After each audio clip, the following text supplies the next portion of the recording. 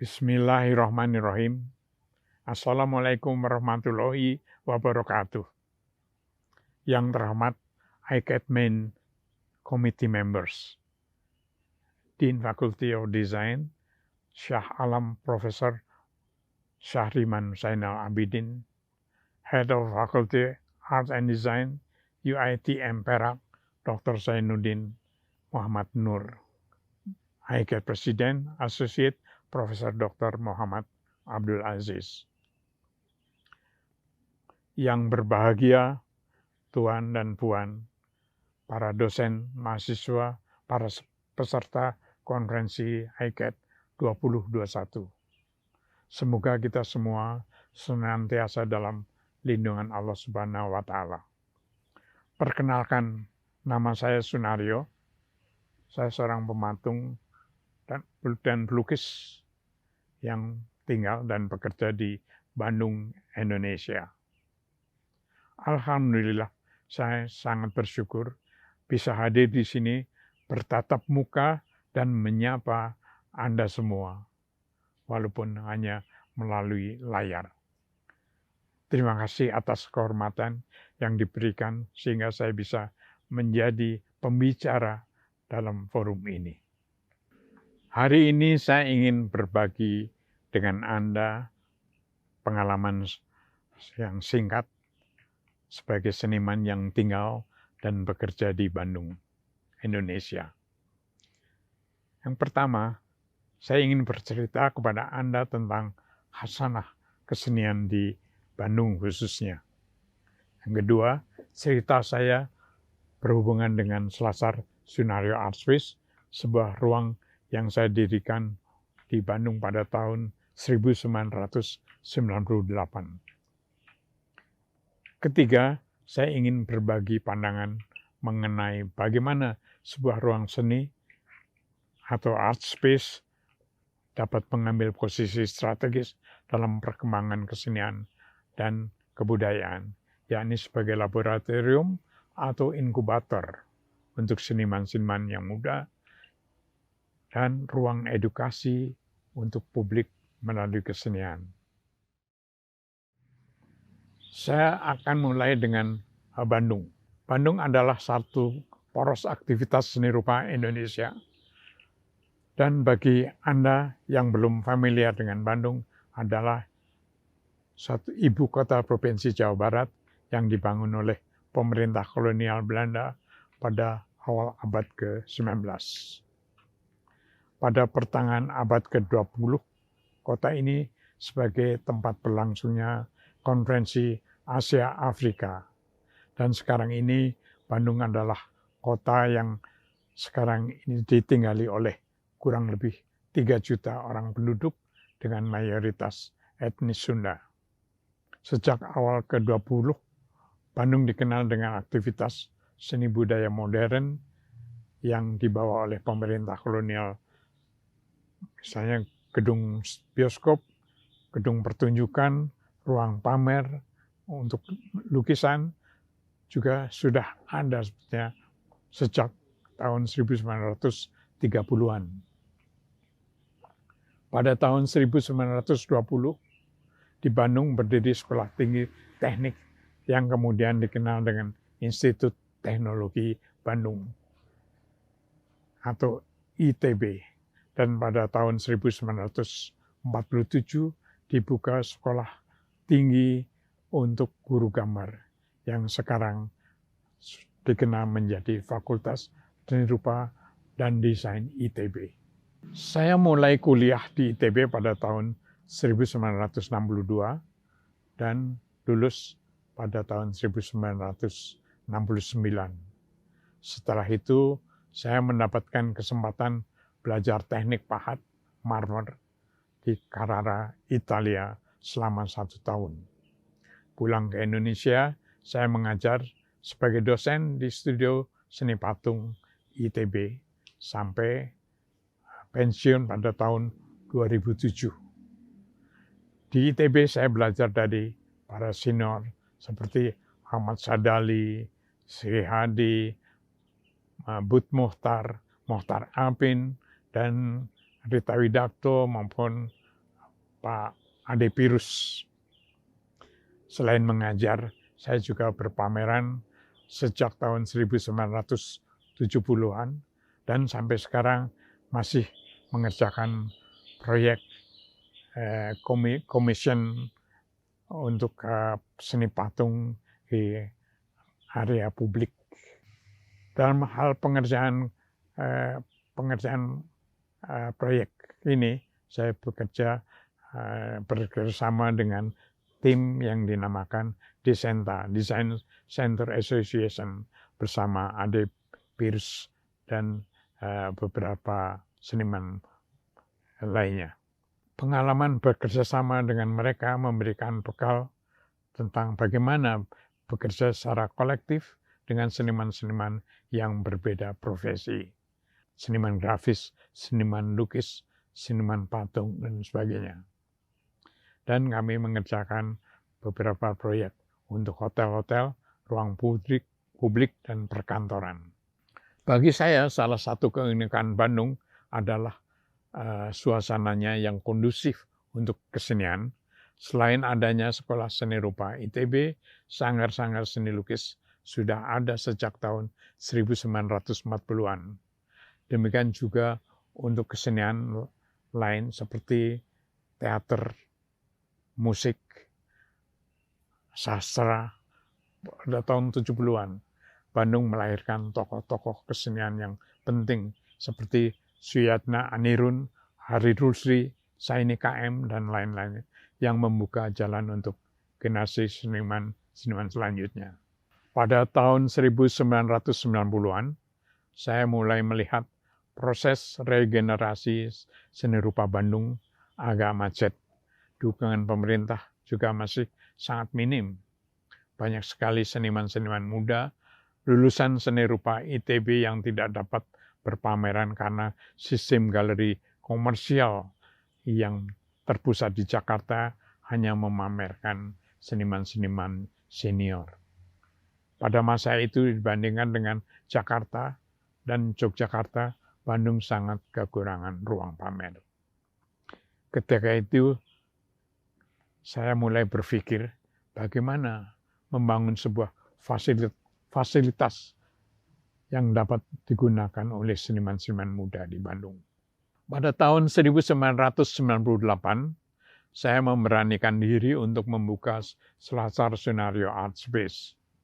Yang saya lakukan pertama kali adalah membentuk tim kuratorial yang terdiri dari ahli seni, arsitektur, desain, film, teater, lalu memperkerjakan kurator yang merancang program-program dan tim manajemen mengelola administrasi dan keuangan.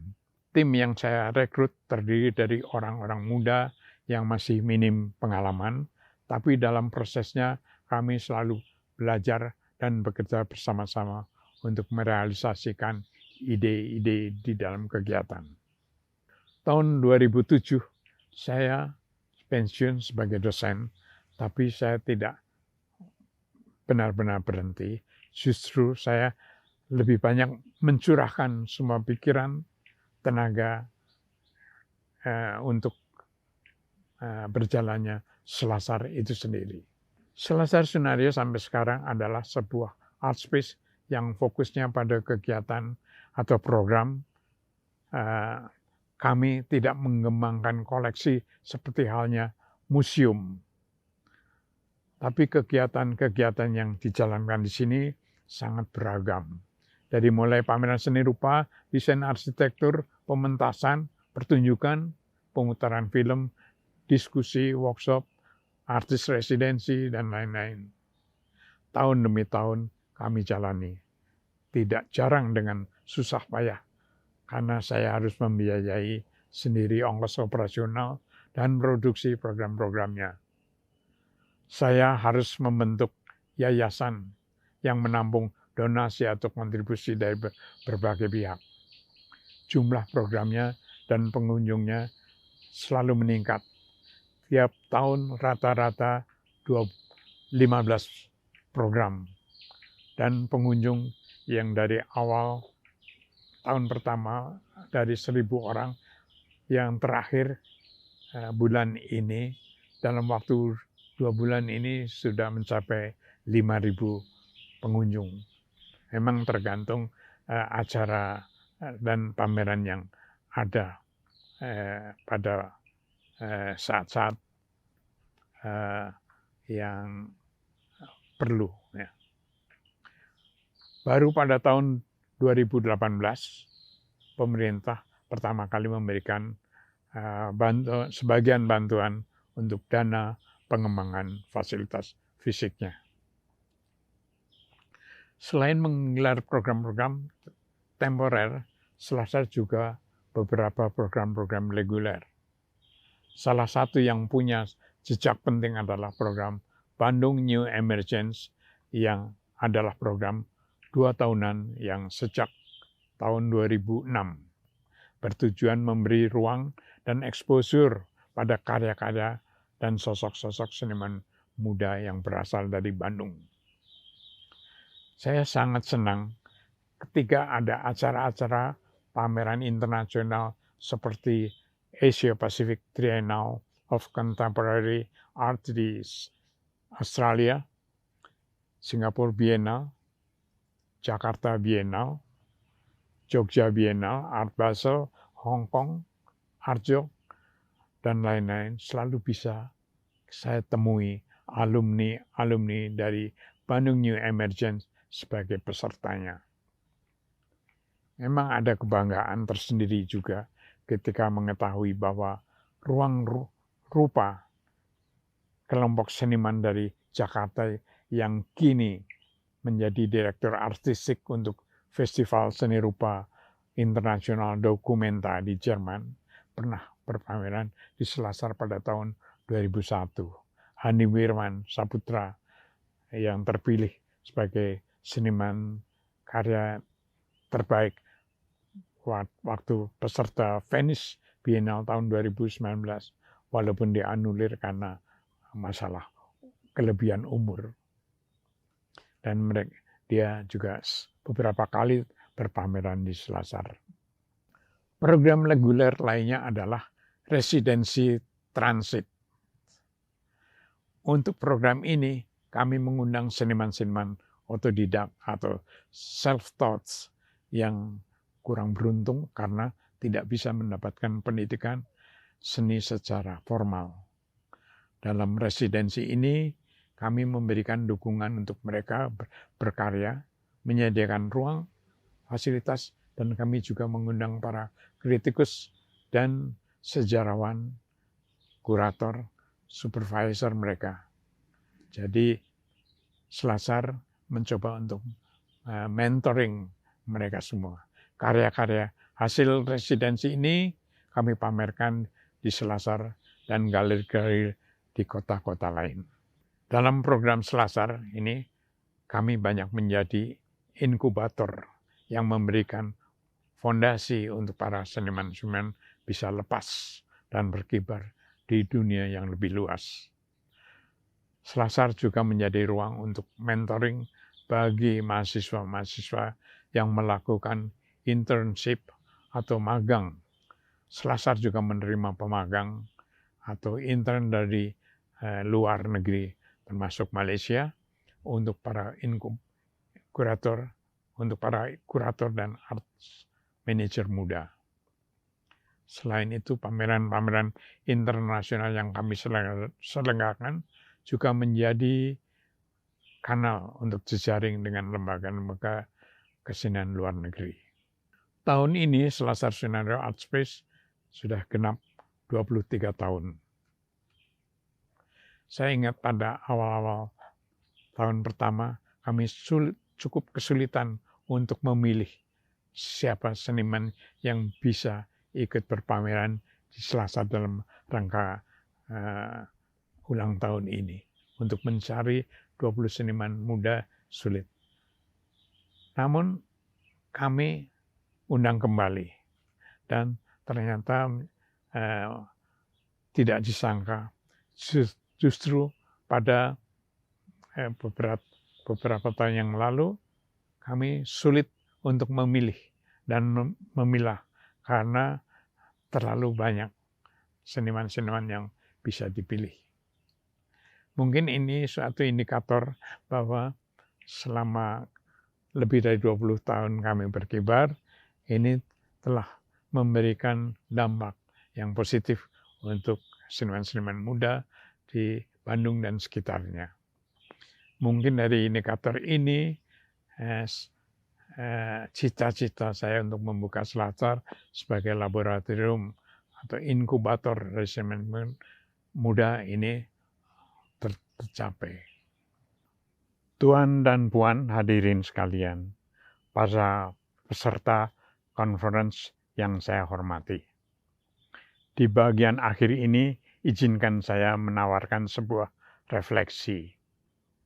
Ketika saya membuka Selasar Sunario Art Space pada tahun 1998, ide saya sangat sederhana, yaitu bagaimana bisa kita membangun komunitas seni di Bandung dan membangun ruang agar kesenian bisa diakses publik secara luas.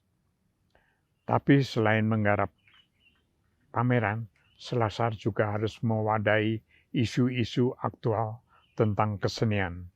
Sebuah pameran idealnya adalah juga masuk untuk melakukan kajian, berdiskusi, dan membuat kegiatan-kegiatan edukasi lainnya. Saya punya mimpi, Selasar bisa mendorong kreativitas para seniman, tidak hanya yang di Bandung atau Indonesia, tapi ke dunia internasional. Untuk itu saya selalu berupaya agar Selasar juga menjadi semacam penghubung untuk berbagai jenis kerjasama. Intinya supaya semangat kami bisa terus mengalir, terhubung ke tempat-tempat lainnya, ke bidang kerja atau disiplin lainnya juga. Dan sampai hari ini ada lebih dari 1.000 seniman-seniman, baik seniman Asia, Eropa maupun Australia dan Amerika. Lebih dari 1.000 orang pernah berpameran di Selasar. Dalam prosesnya, Selasar juga menjadi partner untuk institusi pendidikan seperti universitas, terutama ketika dihadapkan pada tantangan global. Di zaman internet dan media sosial ini, perkembangan seni rupa kontemporer semakin kompleks. Teknologi memungkinkan segalanya, berupaya dengan lebih cepat. Perkembangan kesenian yang ada di belahan dunia yang lain bisa lebih mudah untuk diakses. Jika universitas tidak beradaptasi di dalam perubahan ini, ia berisiko menjadi sebuah lembaga konservatif yang tertinggal. Pendidikan tinggi kesenian harus bisa terus-menerus beradaptasi dengan kecenderungan kesenian yang baru. Dengan program-programnya, Selasar berusaha menjadi bagian dari perkembangan medan seni nasional dan internasional. Mahasiswa atau seniman-seniman muda tidak hanya dapat mengakses program-programnya, tapi juga menjadi bagian di dalamnya dengan menjalankan berbagai peran. Selasar berusaha menjadi ruang yang aktual di mana perkembangan kesenian mutakhir dapat disajikan. Zaman sekarang ini, seniman bisa belajar dari mana saja, terutama dengan Google. Ini berbeda dengan zaman saya. Ketika para seniman harus bersusah payah mencari informasi, dan kami harus memfotokopi atau terpaksa membaca buku-buku referensi. Tapi sebagai konsekuensinya, di zaman post-truth ini, informasi menjadi sulit sekali untuk disaring. Kita sering mendapatkan informasi yang salah atau hoax dari internet. Pada zaman dahulu, kepakaran seseorang seniman diukur dari pengalaman dan track record di dalam bekerja. Zaman sekarang, reputasi seniman ditentukan oleh jumlah followers atau jumlah yang like di internet atau di media sosial. Meskipun perkembangan internet dan media sosial tidak bisa kita tolak, ruang seni seperti Selasar Sunaria menyimpan potensi untuk menjadi laboratorium dan inkubator, sehingga ide para seniman bisa benar-benar diuji di hadapan publik melalui pameran atau pementasan perdana sebelum mereka terjun ke medan yang lebih luas dan menantang. Ada kalanya orang bekerja bertanya kepada saya, bagaimana saya selama ini bisa menjalankan Selasar Sunario sementara saya tidak punya latar belakang dalam bidang art management. Saya terkadang kesulitan menjawab pertanyaan ini. Tapi setelah lebih dari 20 tahun bekerja dengan tim Selasar, saya semakin menyadari bahwa fungsi inkubator yang kami jalankan ternyata menjadi semacam ekstensi dari pengalaman-pengalaman saya selama lebih dari 30 tahun bekerja sebagai dosen. Setelah pensiun dari ITB, ternyata passion saya masih pada bagaimana membantu orang untuk bisa memahami dan mempraktekkan kesenian, dan bagaimana mendorong praktek kesenian menjadi media dan ruang edukasi dan berkontribusi bagi masyarakat luas. Akhir kata, demikian cerita sederhana ini yang bisa kami bagi, dan Anda semua di majelis yang terhormat ini semoga bermanfaat, dan mohon maaf kiranya atas segala kesalahan dan kekhilafan. Wabillahil taufik wal hidayah. Wassalamualaikum warahmatullahi wabarakatuh.